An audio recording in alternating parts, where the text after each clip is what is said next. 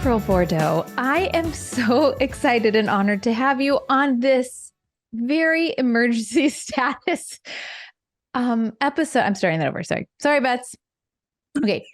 April Bordeau, welcome to For Real. Thank you so much for joining me today. I am so glad to be here. Oh, listen, April, you are a beloved therapist. I think the world of you. We have spent time together at the Oaks, which was not enough time together. But we know each other well, and I just adore you. And I'm so grateful to you because I know that you are coming in after a very long day of being a guide at the Oaks. In addition to all the things that you do in your own practice, we can talk about. But I did email you and say, okay, I'm hearing from all my people. How are we supposed to navigate the holidays? Do you know someone? And I said, yes, I do. Maybe I can coerce her, even after a long day, to join me. So thank you from the bottom of my heart and the bottom of every heart represented by me. Well, I am glad that you called me. So it's good. That is a very diplomatic and therapeutic way of responding to that, because I know you want to sleep. Like this, I am happy to hold space for you. Oh, well done. Even the cadence was beautiful. We're actually recording this at after 9 p.m. my time. And that should tell you that's not a normal thing for me. It's a little bit earlier your time. But again, you are tired. I am in the end of a weekend. And the reason we are calling this to session is because I have been hearing again from so many people who are just perched on the edge of a holiday season. And it's amazing all the things that surface during this time of year. And so I know you are the one to speak so much wisdom and help into these questions that I have. And I will tell you, I have crowdsourced. Every one of these questions came from other places. And it was funny, I floated this on social media. Not one person commented below, but I started getting direct message after text after direct message, because these are tender things, right? And so I'm just going to start. And there are so many questions. April, usually for a podcast interview, I usually have about 8 to 10 questions that I have made, I've crafted for my own self, and we see where the conversation goes. I don't think we're going to get through all of these because they came out of the woodwork. So buckle up. Are you ready? Okay. We'll see what these are. Oh, you'll be so great. Okay. First, under the paradigm of just personal, we're starting personal first and we're working outward. How do you stay grounded every day during the holidays? How do we do this? And I'm looking particularly towards rhythms to keep our eyes and our hearts on the things that matter this season. I'd like you to talk into that, because I'm not even going to set up I'm not going to convince anybody this is a stressful and difficult and chaotic time of year, even though it should be a pristine and beautiful and meaningful time of year. We already know that. So tell us what to do, April. Right. I think the holidays are sort of like a minefield, right? Minefield of emotions. And we don't often know that we have them until we step on them. Okay. And so when we're going to family gatherings or planning family gatherings or deciding where to go, whose house to go to, whether it's your in-laws or my family's, it's just a minefield, right? Mm-hmm. There are so many people and so many personalities involved. So the question is, how do I stay myself grounded? Some days better than others, right? Because let's be honest, just because I'm a therapist, right? And I think for me, faith is important. Mm-hmm. So for me, I call it abiding, staying connected to my faith each day in the mornings, so that it's setting the tone for the day. Mm-hmm. If I set my alarm and I press snooze, which I love to do. Oh, do I? Over and over. And then I start bargaining with myself of what I can give up in my morning routine. Yeah. And still make it on time. Then I start the day rushed, right? And so I enter into the day, when you talk about rhythms, out of rhythm, out of sync. So a lot of it is, how am I entering into the day? And the day really starts the night before, because did I prepare for today yesterday? Okay. Or did I just go to bed last minute, shut the lights out, not do any prep, and then wake up and there's so much to do, right? Part of finding a good cadence and rhythm is planning the night before for the day after, and then waking in the morning in the right space, not entering into it with a rush, because how do you catch up in the rhythm, right? Oh, that's so wise. I feel like that's wise every day, but particularly important right now. I feel like even the word that you used about rush, that comes to mind really quickly when I think about the holidays. So I love that. A wonderful way to just begin the rhythm right away. When you said that they are loaded or minefields, that this season is, or the holidays are, one reader said, "Why are the holidays so hard when I keep trying to make them good?" Which I thought was a pretty insightful question, that we have this idea of what it should be. And there's a lot of effort. There's a lot of effort, I think, that we expend during this time. So what would you say to that person? Well, as a therapist, obviously I would want to know more, but what came to me when you asked the question is, what is the expectation? Yes. And that expectation competing with the people that you're interfacing with. Okay. So expectation match the expectation of my husband? And does that match the expectation of the house that we're going to, right? Because competing expectations set us up for really disappointment, what we might consider failure. So am I expecting something that's really realistic? Am I expecting too much of me? Am I expecting to present this perfect spread of food and picture perfect, decor in the house? And so am I setting myself up for failure, number one? But what is it that I'm expecting of others? And is it realistic to expect something of other people, or can I only really take care of how I show up? So a lot of times expectations set us up for disappointment. I had a lot of questions about expectations, and we'll get to that further on, particularly when we talk about older adult children and kind of those transition moments. I'm glad you're bringing it up, because I think we are setting ourselves up, shooting ourselves in the foot before we walk out the door. I have a bunch of questions here about parenting, and I've broken them up into young kids, teenagers, and adult kids. I'm telling you, it was a floodgate. I opened the floodgate and the floodgate flooded. So first, when I have dear friends who are just starting out, building their own traditions and building their own families, and their kids are young. And before we get into how messy it can begin to be, what kinds of things do you recommend to those young families who are just beginning? Maybe, again, speaking to expectations or beginning their own traditions or their own rhythms of their own family, how can they start out smart? What are some things that you hear even in your practice where you think, oh gosh, I wish I could have talked to you when you were just beginning? Yeah. Not to do all the things. Yeah. And the social media, it has its good place and it's needs to be in its proper place, because no matter what we do and what traditions we have, as people begin to share those publicly, it's human nature to say, oh, that's a good idea. Or why didn't I do that? And what are the things that really matter? We can't do all the things, especially with the littles. So what is the value behind the tradition? And keep one or two that's just the most important to you. And just go do well with the one or two. Don't try to do all the things, because littles are unpredictable. You have all this set up and then one gets sick, or, it's just there's so much that we can't predict with the littles. So just whatever is the one or two things that are value-based, go with those and do those well. Yeah. And let the other ones slide. Right. We're giving you permission, young moms and dads. Yeah. Right. And sleep, like moms and dads with little ones, you're going to be much better at the traditions if you come into them rested and not give yourself permission to sleep, especially parents, moms and dads with the littles. And I've been there. Gosh, if you're coming into the holidays tired, exhausted, it won't matter what tradition you have. It's so difficult to be present. Right?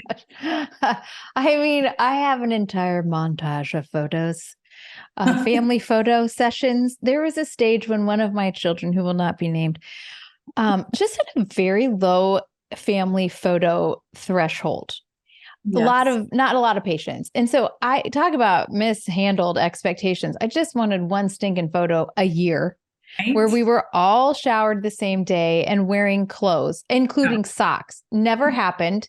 And we'd always have to crop out someone's ankles. But Right. this child would pinch people at a certain point. We had about 10 minutes, and then that kid would just be just a bug. And so I have so many family Christmas photos where one or all five of us are crying in the Right. photo. Yeah. You know what? I gave up. I gave up. I always wanted we all match, Yeah. and we're all sitting No, properly. there's no matching. I don't even know how people do that. And so now it's like, okay, that's a cute photo. I'll take that one. And at one point, I gave up doing Christmas cards. Forget it. I'll post Right. something on social. I can't even do Christmas cards. It's like you have to give your permission to say, you know what? That's not important. Totally.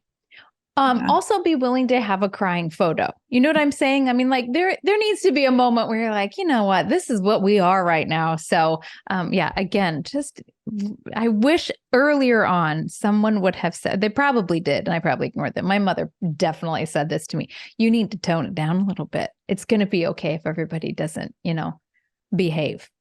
And I won't mention any names, but for anyone who's the type A who says, that's not going to be me. When I have my child, just call us.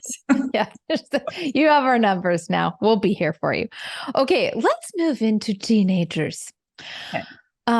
Here's a question that came in. I can usually avoid or shut down unwanted conversation. This is in the context of extended family, and we have a lot of questions in that section. So we're going fast through the parenting. We're getting to extended family.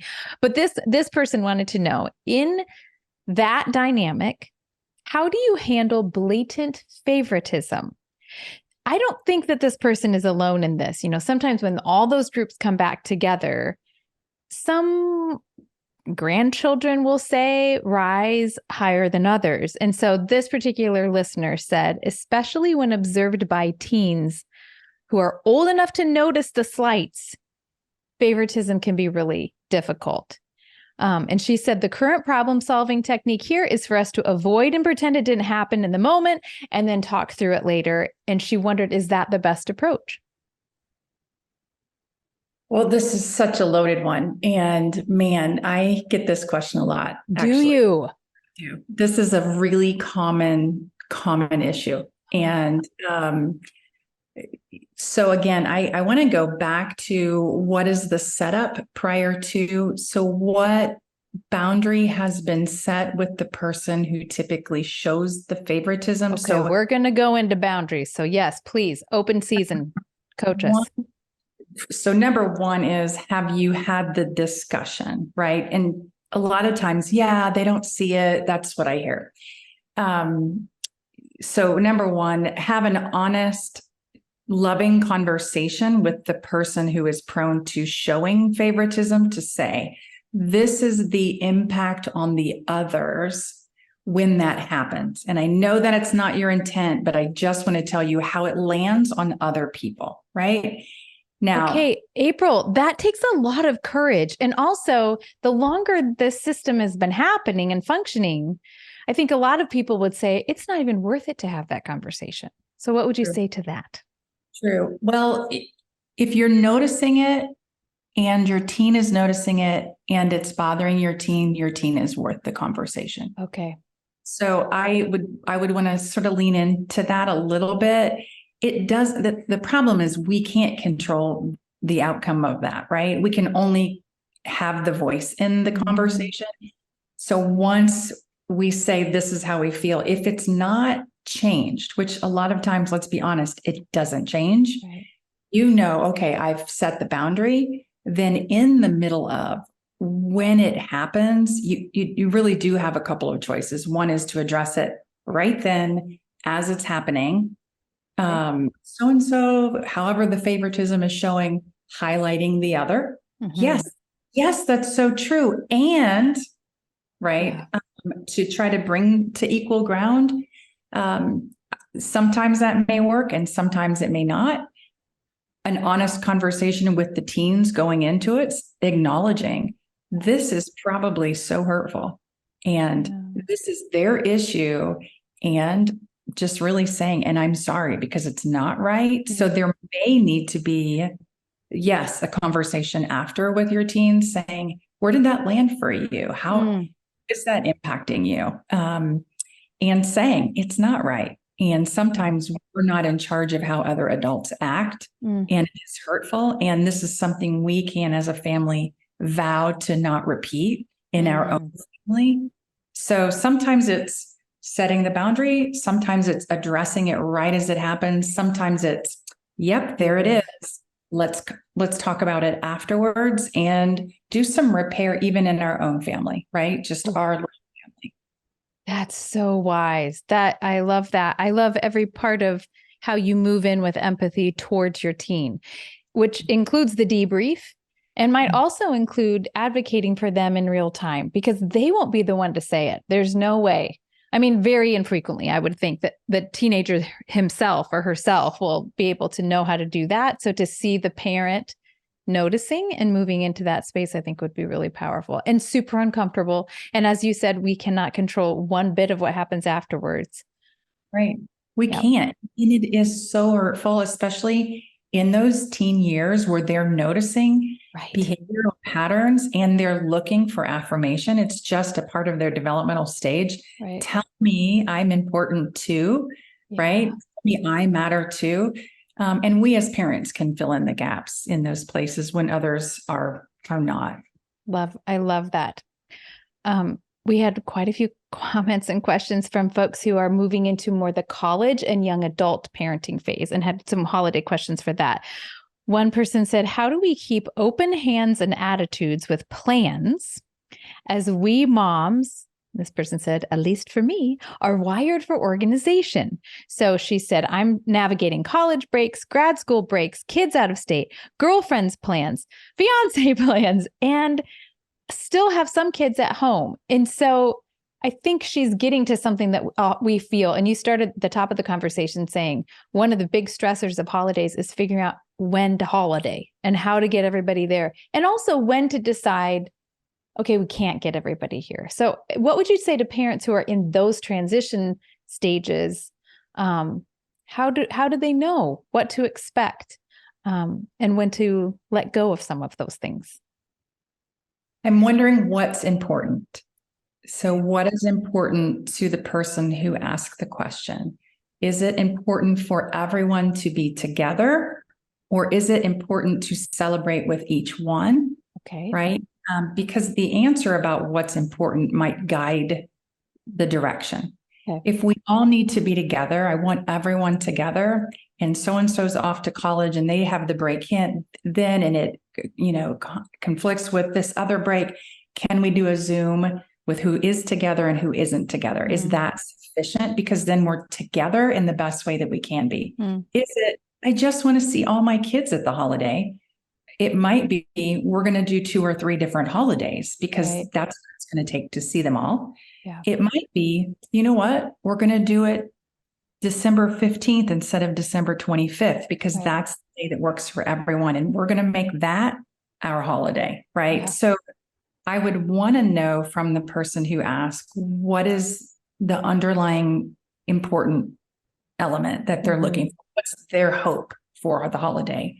And work with that versus, because as seasons change and kids get older and they become, college kids, and then they go out and then they have to be with their girlfriend's family. And sometimes it's, I want to preserve the relationship and I want to celebrate the holiday. We might have to switch the date we do it or the time of day that we do it. And there's a little bit of grief in that because the tradition changes, right? I mean, and let's just allow ourselves to say, wow, that's not what I was hoping for. And I'm really grateful that we still get to all be together. Right. So good. I'm guessing, I know the person who asked this question, and she self-identifies as an organizer and a planner. what do you do when there are very, very different ideas of when you need to pick a date, how you need to pick a date? How pushy can she get? In other words, especially as they're growing as a family and involving more, girlfriends and potential spouses, how is that just a constant conversation that we need to be having among family members? Is that what works best as we move into those new spaces and really they just want one day when everyone can be together? Yeah, I want to answer this with compassion because I hear the heart in what you're saying. I just want us to be together. And that if that's the case, again, the date doesn't matter. Yeah. If someone really trying to organize, send out a doodle poll, use the skill that you have and send out a poll and pick the date based on that. That's a great idea. When you add and the family starts to expand, the control of being able to organize tightly, it has to sort of expand as well. Yes. It feels too much like being out of control. And so some of that is, I can't bring my tribe into the nest the way I used to. That feels very, disorienting. Yes. So I do want to say that with compassion because when you see your kids and they are flying from the nest, the little birdie is flying and you say, but please come back to the nest, right? Totally. I want to say it with compassion, like this is what they're supposed to do. And yes, it does a mama's heart good to bring them back. Right. Yeah. Now I had several people have a version of that question of how do I know when I'm supposed to let go of a tradition? How am I supposed to know when to kind of say, okay, that was for another time. And now we're moving into a new season. So I think that's a beautiful and kind way of saying it's going to feel strange and it's probably even going to feel sad sometimes, but allowing the relationship to shift in order to be malleable and flexible is probably a good thing, even though it's hard. It's like, what is important? What's important is connecting with my kids or connecting with family. And if that's what's important, sometimes letting the details go is a requirement as they grow. And that's an uncomfortable place to sit. And it's okay to acknowledge that, there's a little grief in that because the birds have started to go fly. And so there is some sadness in that and also some celebration and wow, that's what they're supposed to do. And so there's these conflicting thoughts, plans are jumbled. And so, yeah, it's a space to give yourself permission to say, it makes me sad that it's not what it used to be. And I'm grateful that there are options. Yeah. Let's move into the particular minefield of extended family. I had so many messages about this. I had to whittle just so many things, as we leave the nest, we all did. That's basically ground zero for people beginning to build their own systems. So then when we all piled together and watch Macy's Thanksgiving Day parade, all the systems are colliding. And so a lot of the questions came out of that collision course. We had questions about, how do I navigate? One woman said, we have 7 adult sisters, their spouses and all of their children, and we're all getting together. Wow. And then there were a lot of emojis with that one. One person said, I seem to revert to my teenage tendencies when I'm with my family. How can I avoid this?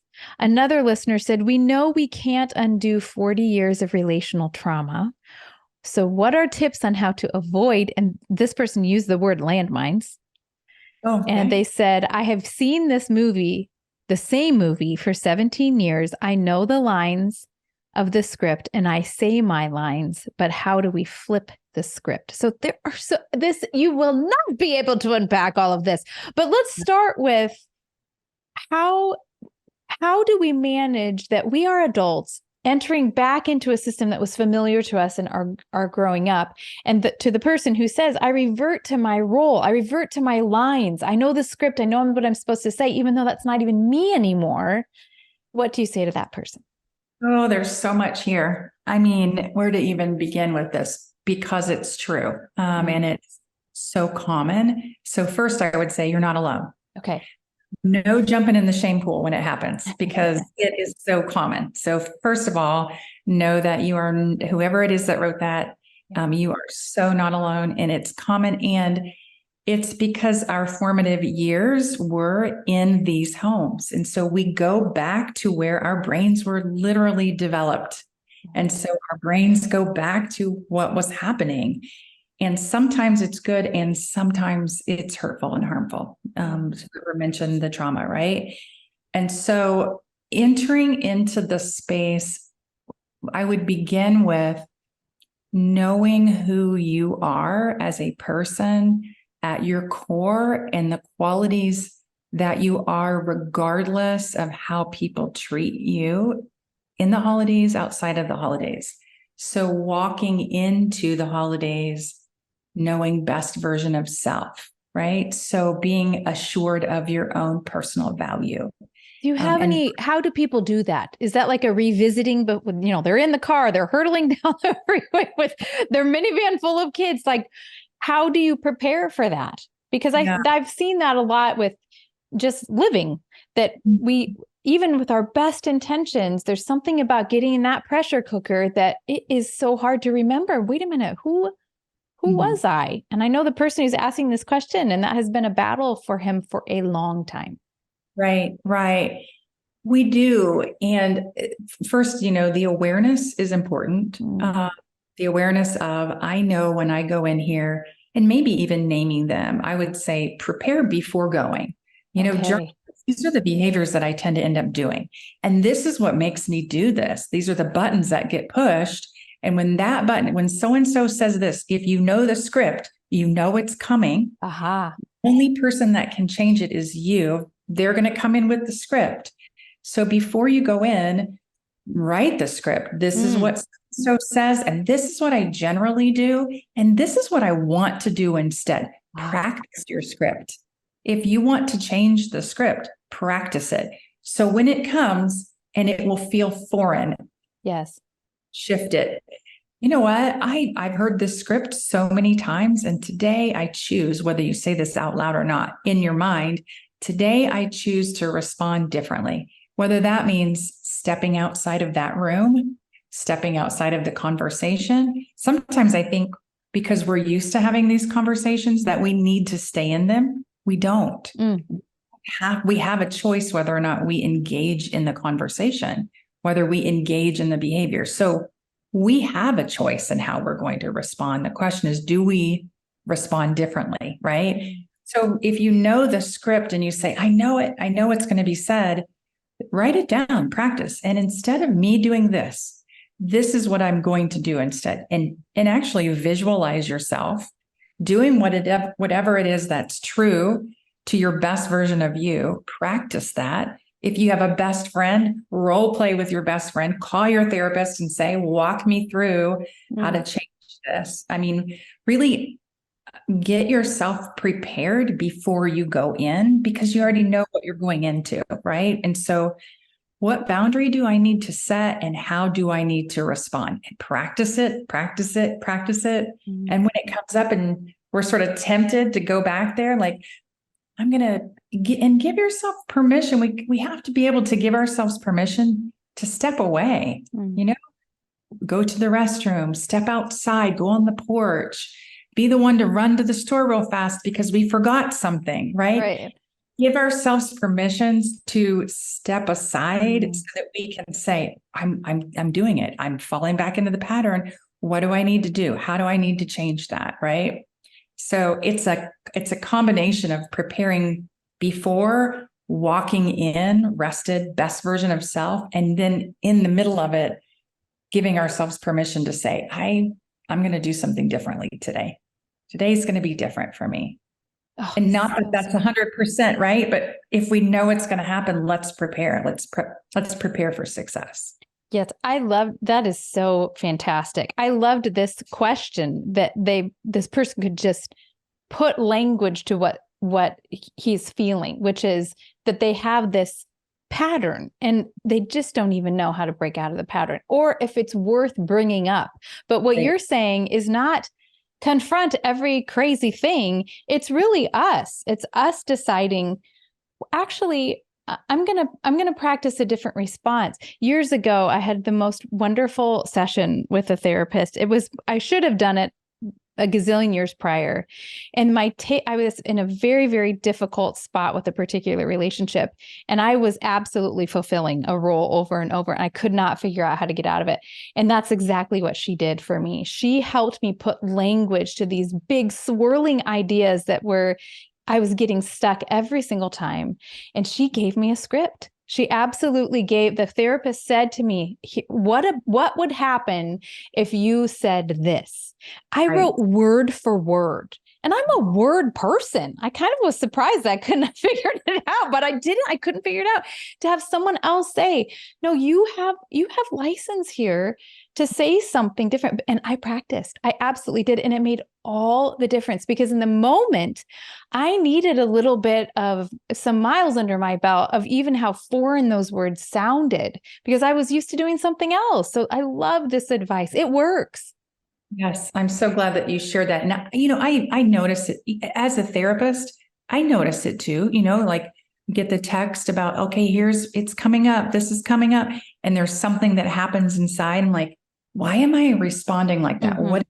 What's happening inside of me? Am I reverting back? What do I need to do? So just that self-awareness, knowing I know the script, right? Well, then we can't control what other people do. They're going to stay to the script because guess what? For them, it must be working. Right. Right. For us, it's not. So we need to make the change. Oh, so smart. This next question dovetails with that. And I think you've already given us some tools, but another reader said, what do I say when the conversation starts to go off course? We had a lot of questions, particularly regarding politics and election season and all of the things that are such hot button things that after the first, I don't know, it seems to happen more frequently. I think those used to be taboo and they're not anymore.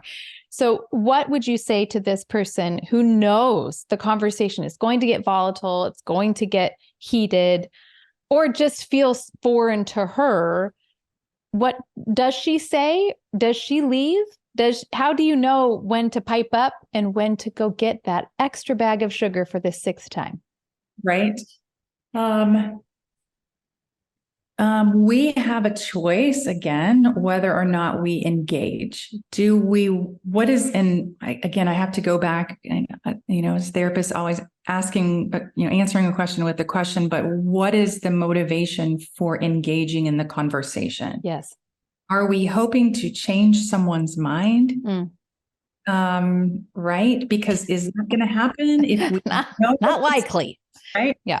If it's like, well, they're not going to change their mind, then what is the motivation for engaging? And again, we have to give ourselves permission to say, you know what?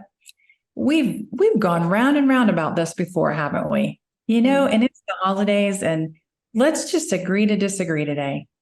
That is beautiful. That is a beautiful, succinct way to say that. And you said it with such a winsome smile. Also, the other day, I was talking with someone who's a lawyer, a law professor, who wrote a book about disagreeing with people. Okay. This is John Inazu. And I hope I said his last name right. And he, true to form, I said something, he didn't agree with it. And he said, just a friendly amendment to that, which I thought was such a beautiful lawyer way of saying, I don't agree, but it was so gracious. He was modeling for me, and this is not a heated discussion, but I loved that yes. As a friendly amendment, you can say, actually, I'm not on the same page, but we don't have to come to blows about that. So I love that you said that. We've gone around the table a few times about that. And today, how about we just agree to disagree? You're not going to convince me. I'm not going to convince you. We're family. Let's just enjoy what we're having here today. Right. And Smart. right? Or if you don't want to say that because they're going to try to egg it on, it's just like, I'm not in a space to engage in that. I'm just glad to be here today. Hear that, everybody? Did you hear that script? I'm not in a place. I'm not in a space to engage in that today. And then just being really kind about it. I love this. I love what you're saying. You're giving us so much great stuff. Thank you, April. This is kind of a freeway exit of that question.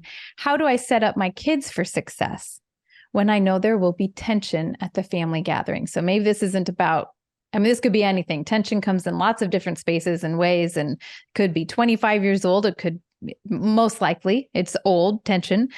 How do we help our kids? And I know there's a little bit of a difference, right? The littles are not probably going to notice, but as they get older, there's not nearly, we don't have as much power to shepherd them away. So help coach the parents when in extended family situations. And I want to be sensitive too. There are lots of folks listening. This isn't just like they disagree on who's on the Supreme Court. There is violence or trauma or abuse or abandonment, or, I mean, there are heavy things too that people walk into. How do people know how to help their kids preserve what their nuclear family is doing while also interacting with the extended family? Yeah, so I want to answer your question in two ways. One is to address the question, and you've brought up trauma a couple of times, so I want to say something about that in the holidays. But as it relates to how do we prepare our kids, the best thing we can do as parents is to model for them. Okay. We can tell them all day long, and if we walk in and become the child, we're going to show them very differently. Okay. So first, if we want to help prepare our children, teens, young adults, we do that first by modeling what it is we want them to be able to do. So if it's setting a boundary on a conversation, we show them how to set a boundary on a conversation. If it's saying, I'm not going to engage, if it is exiting from the conversation because maybe it's become volatile and I'm going to go get the sugar, right? Maybe that's what it is.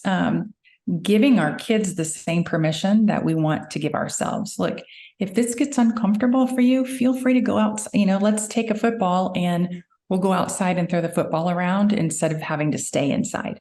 Or bring your soccer ball and go outside right? Or we can go for a walk around the block because we just got done eating, or whatever it is. Give them a space to be able to exit if it becomes volatile for them. They never need to be put in the middle of what the adults have going on.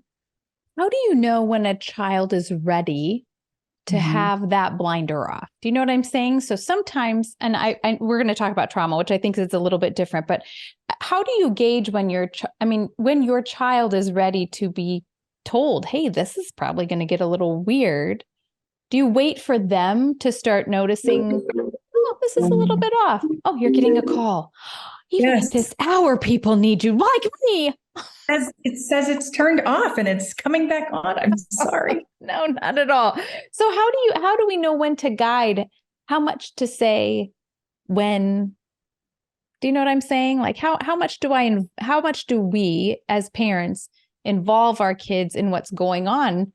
Or do we wait for them to signal, gosh, this isn't how we do this at home? Right. There's a little bit of both. When the kids begin to notice, and as parents, we're attuned to our children, when they begin to notice, we can initiate the conversation afterward. What did you notice today when grandma so-and-so was saying this, or when uncle so-and-so was saying this? I saw your face. What was that for you? What was happening with you? If they bring it up, they're ready. So I ask a lot. How do I know when it's time to talk to my kids about fill in the blank? If they're asking you about it, they're ready to have an answer, obviously a developmentally appropriate answer. But if they're starting to ask, why is Aunt so-and-so like that? They're ready for the answer, right? If you see a reaction in them or they ask the question, it can go either direction. And sometimes, as they get a little older, they will say it, oh, here we go. And grandpa's going to do this. And And like, oh, you noticed that. Well, what do you think about that? So it's a little bit of both. Mm-hmm. Oh, that's super smart. I love the volleying back of the question. That's just good parenting, I think. Instead of, here's another opportunity for me to pontificate to you, I get a lot more out of my relationships with my teenagers if I say, yeah, what do you think about that? Please know that people are different with our kids than they are us. And so what we don't want to do is put our children in the middle of our tumultuous relationship with someone in the family. Yes. The kids don't need to be used in that at all. Mm-mm. Talk about trauma, because we've brought that up a couple times. And I feel like if there's any sort of trauma in a history with a family, the holidays make it, I don't know, mushroom and grow into something that it already is large, it already is weighty, and it feels like the holidays become their own animal with that. So talk to me about that. Yeah. And I'm getting this vision in my mind when I do intensives. We have this big stuffed elephant. And so one of the activities we do is we bring this elephant, literally a literal stuffed elephant into the room. And we say, let's put everything on the table that we don't want to talk about, but we know is in the room, right? So this is what trauma is a lot of times. People know it's there, it's in the history, but at the holiday, we want to pretend like nothing happened, or that was then and this is now. And everyone has their own story related to trauma. And so first of all, I would say, again, with the most compassion, to take care of yourself. And what does that mean? And where someone is on their journey of healing from trauma might determine what they do for the holidays. Mm-hmm. And if the journey for someone who has been through something traumatic is, my boundary is I'm not going to go because so-and-so is going to be there. And that's okay, mm-hmm. because you don't need to re-traumatize yourself, right? Other times, well, I'm along in my healing process, but I'm reminded of it when I walk in. Schedule your appointment with your therapist the day after, right? Mm-hmm. Or a couple days later, or the day before, again, to prepare going into it. Have your trusted other on speed dial that you can call and say, so-and-so's at it again, say a prayer for me, right? Mm-hmm. Give me permission, remind me of permission to not engage in the conversation or not enter the room or to not sit next to, because there's a time to address and there's a time to heal, right? Mm-hmm. And so the holidays can be a little bit of both, but it's not always the best place that's conducive to doing both at the same time in one room when there are all kinds of people around. And so we try to stuff the emotions down and then we wonder why, oh my gosh, there was this great big outburst because so-and-so said this. And then it just, and so I would say to the person who has been through trauma to ask yourself, what's the safest thing for you? And the bravest thing for you. And the bravest thing might be to go.